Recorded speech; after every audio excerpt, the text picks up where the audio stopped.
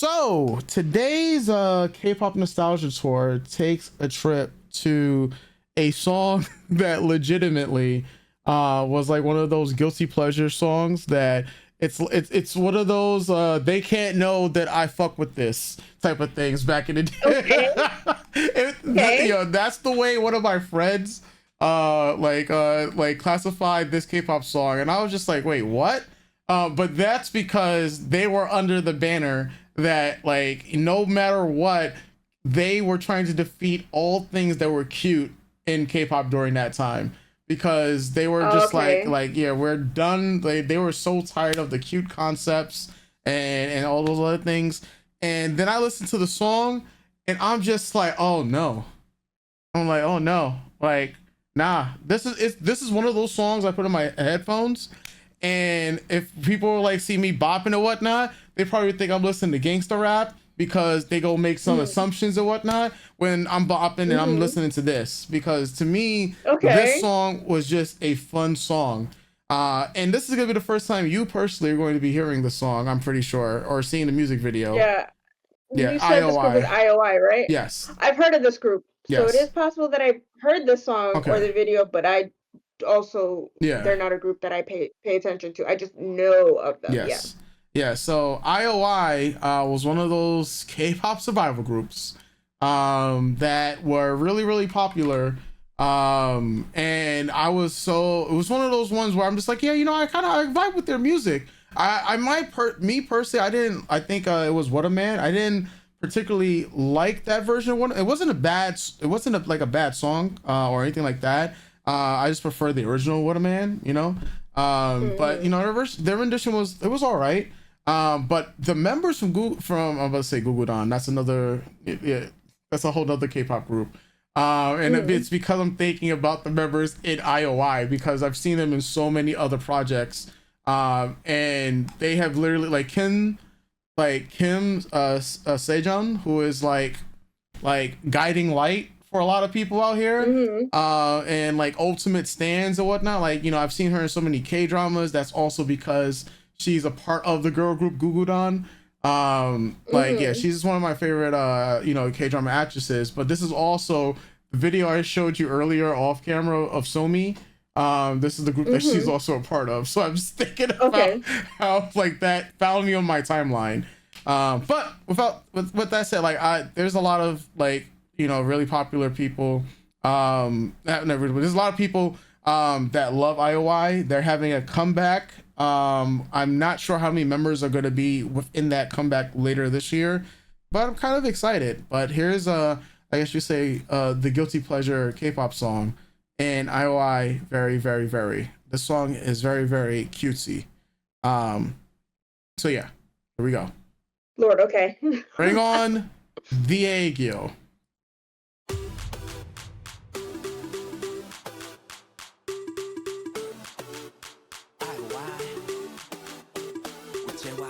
That's right, JYP was on this.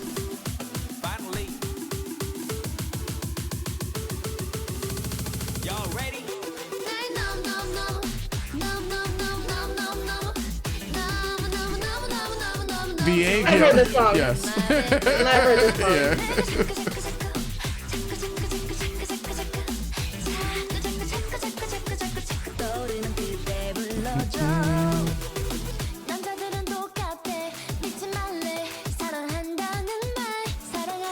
This was defeating my whole argument about, like, we need less Aegyo songs, but then I'm just like, this is actually one of the last very Korean songs that we got that was like massive impact. Where the lyrics were, I think, majority all English. I mean, all Korean. The lyrics are Korean.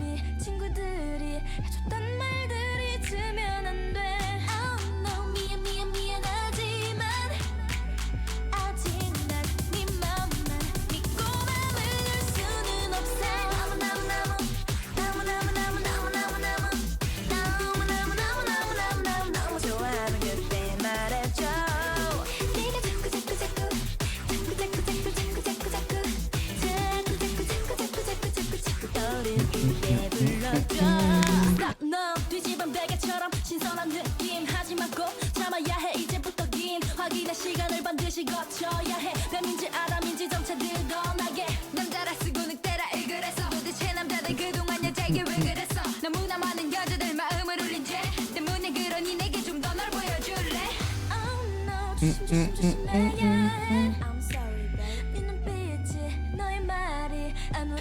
about the quirky concepts that were used to be done in K-pop, and then thinking that you don't really see this at all.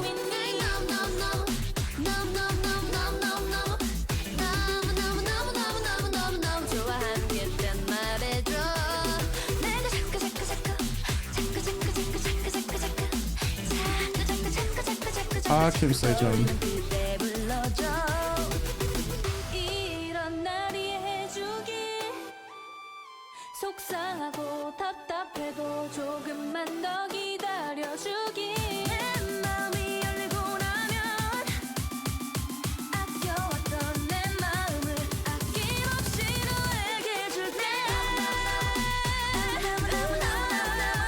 The other thing is I'm thinking about how much filming this took.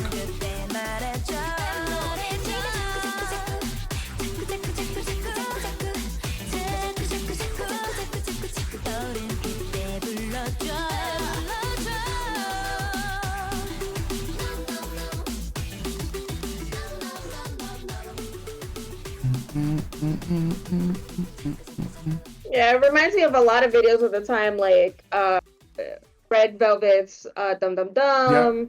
I know a couple Twice videos. There's a couple videos that are stylistically look like this with the very saturated colors and the multi-person shots with the objects just everywhere and how we can topsy-turvy the stage and stuff like that and the extended frames. Yeah, it's cute. I could definitely see why this was popular, knowing the time that this came out. It is definitely an earworm. They all look really cute. Yeah, it's fine. It's fun. It's fun. You throw this on, you know, when you're skipping down the block. When you need like a little pick me up, just throw it on and you know shake your little booty. I'm definitely trying to be a lot nicer to cute concepts these days because there is a time and a place, and I understand, and you know, even some you know my artists do do cutie patootie things, and I love a little cutie patootie pie and there are a bunch of little cutie patooties in this music video. Now is this a song that I would download? No. Would I let it play if it came on like as a shuffle on YouTube? Sure. Uh, yeah. I definitely will give the video a 9 out of 10 just because, like you said, how much time it took to shoot. Just how saturated the colors are. I liked the dance portions. I liked the production design of it, like the staging of it. I thought it was like really cool. The song is fun, so maybe I give like the song a 7 because I could see it definitely getting stuck in my head. But yeah, I understand why people like it. Yeah. So considering considering the time, let me see, it was 7 years ago. So that's 2018. So 2018 was the morph into K-pop mainstream, essentially. That's where everything took a major uptick and K-pop was going global. And the amount of lyrics in this that were still like Korean was, I would say, 98%. It's now a massive talking point about K-pop in 2026. One of those same things that we were saying all these years ago about what would happen for the globalization of K-pop, what would happen if K-pop were to go mainstream. Our videos on like that are up there on YouTube, especially on my other channel, when we were talking about a part of like Soul Wave, where like, yeah, well, what would happen would be the evolution of a song structure would be, hey, a lot more English to appeal to a global audience, right? But in Korea, these are the types of songs, especially as I'm pretty sure we had this discussion where I'm like, girl group songs chart better than boy group songs over time. Whereas boy groups sell more physical albums during that time. This was a song that shot straight up to #1 and stayed at the top because, you know, the general public were still very fond of these Aegyo type songs. I mean, A Pink was dominating with Mr. Chu. You know, G Friend was coming around to dominate before Hive fumbled them. You know, and IOI was like one of the biggest survival girl groups to be formed together, and they already had like all these endorsements like lined up, and that was in South Korea. You know, Mm-hmm. for this group, and that was just based on what would be nowadays. You know, nowadays now you have to have all these like deals lined up from around the world and in the Western markets.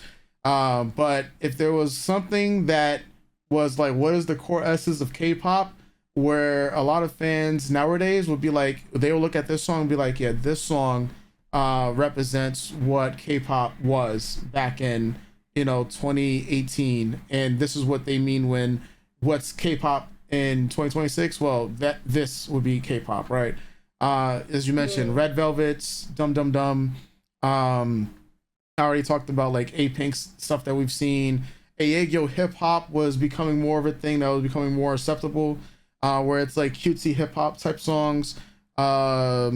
Glam did that as well. Mm-hmm. Well, they did I Like That, and then they merged into, and like that song was a bop, right? I'm gonna throw a name at some people. Minx. People might be like, well, who the hell Mm-hmm. is Minx? Minx is who is Dreamcatcher. Dreamcatcher before they became Dreamcatcher was called Minx. And they had a couple of songs that were all based around Aegyo cute concepts with a fusion of hip hop before they became the rock pop girl group that that we now know them as. And IOI, they had I like that stuck in my head. Sorry, go yeah, ahead. Sorry. yeah. I'm just like yeah, I just really like this song, yeah. yeah, obviously there you go. Sorry, Like sorry, go ahead, go ahead, sorry, see, go see, ahead, I sorry. like that. See, so I'm saying, man, like, these songs were earworms, right? Mm. That's what this song was for me, and it was like one of the. It's kind of funny because this is one of the very last songs that I think I downloaded from a brand new girl group. Um, and it was IOI is very very, and I'm just like, yeah, this song for me was a bop. And I'm just like, yeah, I listen to the song. What is it about to be like 10, almost 10 years? Well, not like 8 years now. Later, I'm just like, yeah, Mm. these songs, this is a fucking bop. I appreciate it even more. Even the cute songs from back in the days that I wasn't really vibing with. Like, I have more appreciation now for A Pink, and I said that in my A Pink video on my other channel a few months ago. So I have more appreciation for A Pink in 2026 nowadays, because when I go back and listen to their songs, a lot of them are just easy and smooth, and it's very interesting. Once again, as I mentioned, how just the Korean the songs are. Like, you hear the lack of Mm-hmm. English, right? Um, Once again, that's a big talking point, especially when you have like BTS's most recent album come back and Blackpink's most recent comeback, and EXO's most recent comeback, and a lot of people are not happy with these Yeah, I groups think that were massive, with their Korean we fan definitely need to bases. get back to Korean version, English version. You can do both. Like, Mm, I don't understand why companies have stopped doing that. Like, but that's also a global thing too. We've stopped yeah, releasing different versions for different markets to appeal to all markets and still making our home base happy. Like that, like I remember Girls' Generation was doing English, Korean, and Japanese. Like, yeah, yeah, why did we stop that? Why did we stop that? You can still be a global group, just release the OG Korean version and then release the English version and put them both out in the world and see which one gets big. Like, yeah, it's so crazy. It's so weird. Like, yeah. yeah, 'Cause I it's mean, such a Twice has been weird doing shift that that. happened. Yeah, It's such a weird shift that's happened where it's just like, oh no, now we gotta incorporate more English to get more. But it's that thing of that's a generalized audience vibe when it pushes away your home base, yeah, whether your global home base or your at home base, where it's just like we fell in love with you because we liked your songs in your native language because we found those interesting. It helped us push us to learn Korean, or to at least learn so that we can enjoy your song, so it goes into our head. And hey, you release the English version, and sometimes the English version isn't as good as the Korean version, many such cases, Yeah. or vice versa, right? Yeah. So, like, to just or to spin it as like, no, not every song has to be like 90% English. Just, you don't have to. You don't have to. Just release two versions. Yeah. Just release two versions. Yeah. That's it. Yep.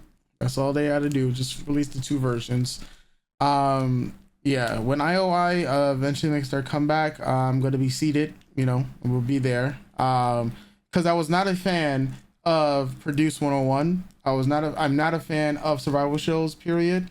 Especially the way that all the ugly baggage that came out after that we learned about Produce 101, with the producers and the BS that they were doing and a lot of the other manipulation stuff and whatnot. That never a fan of. But my bias of the group I found was Kim Sejong, and it's just the way it works out. Like I got to know her from, of course, from the IOI work, but then when she's in the K dramas, and I'm seated for her K dramas, and I really like her acting. And I mean, obviously she's also one of the more popular actresses as well. So I'm happy for all the members. Hopefully they get all their shines, especially for the ones that'll be back for the comeback as well. For me, the song was it's funny because the years ago, I think I would have gave it. I was like, yeah, this song is an earworm. I downloaded it. This is an 8. I can see myself listening to this a few times. And now all these years later, I'm at a fucking 10. I'm just like, yeah, I don't even like. Yo, I'm throwing this on, and yeah, like I'm like, yo, I fucks with this heavy. So literally, if I make a video, a TikTok, or as the kids do nowadays or whatnot, and it's gonna be what people think I'm listening to versus what I'm actually listening to. So yeah, I'm gonna throw on the 50 Cent Many Men, right? Many men, with death upon me, and what I'm actually listening to at the gym is fucking like this song here, bro. It's like, yo, there's like this is actually a pretty decent workout song for how high energy it is. Yeah. Like, if you put this on a treadmill, like, I think this is a perfect workout song. Yeah. Nah, bro. Like, what I've seen is a lot of dudes on Instagram, right? They'll post a video saying, "Remember why you're working out," right? And it's them doing like lifting the hardest weights in the world or whatnot. And there was like, remember the reasons why you're working out. And you're just like, well, like they have like all the like the super hardcore Chad music, and then it goes into the K-pop girl that they're working out for, and then it's like with this like the love music and whatnot is flying, and then he was like, remember the reason why you're working out, bro? Like, these are for your dreams. And then I saw the girl version of it too, and then everyone thought it was gonna be a guy, and then you just see it's like Choa from AOA. I mean, that's not the girl that was in that they chose a different K-pop idol. But I'm saying Choa because that's my bias. But like that's I just find like that wave of creative content to be like right up my alley. So yeah, whenever someone be like, yo man, you look imposing, what you listening to, bro? And then you hear this, and you're gonna hear like no, like you're gonna hear like this. People will be like, the hell? And I was like, nah, I'm putting you on, bro. Put you on, bro. You don't know, man. So let me card peddler. Let me peddle some K-pop real quick. Yeah, fun. It was fun songs, fun times. Yeah. K-pop nostalgia is gonna be full of that. Not too many cute concepts. Listen, I've already got diabetes. I don't need anything more sweeter. Okay. Like there's a lot. I think between the two of us, there's at least a good treasure trove of cutesy concepts. Like I said, there's some that I really, really get down with where I'm just like, oh yeah. Let me cutie up in this bitch. Like, so there'll be enough to make people happy. I mean, Tiara got a lot of them. They do. So, yeah. Yeah, that, I mean, then eventually we're gonna throw some witch pop on when we get into Oh My Girl Closer, because that's a song we got to revisit in the near future. So folks, one of the greatest songs to come out of Korea. Oh yes. I just hope it gets more popular. Hey, listen, there's groups right now like ITZY that are having songs go viral, and a song's like 6 years old. There's no reason why some of these songs that we listen to from way back in the day can't go viral in 2026 and get people up there. So yeah, folks, it's been a pleasure. The K-pop nostalgia tour is about to take off, and we'll catch you guys next time. So stay tuned. You guys already know. Houses.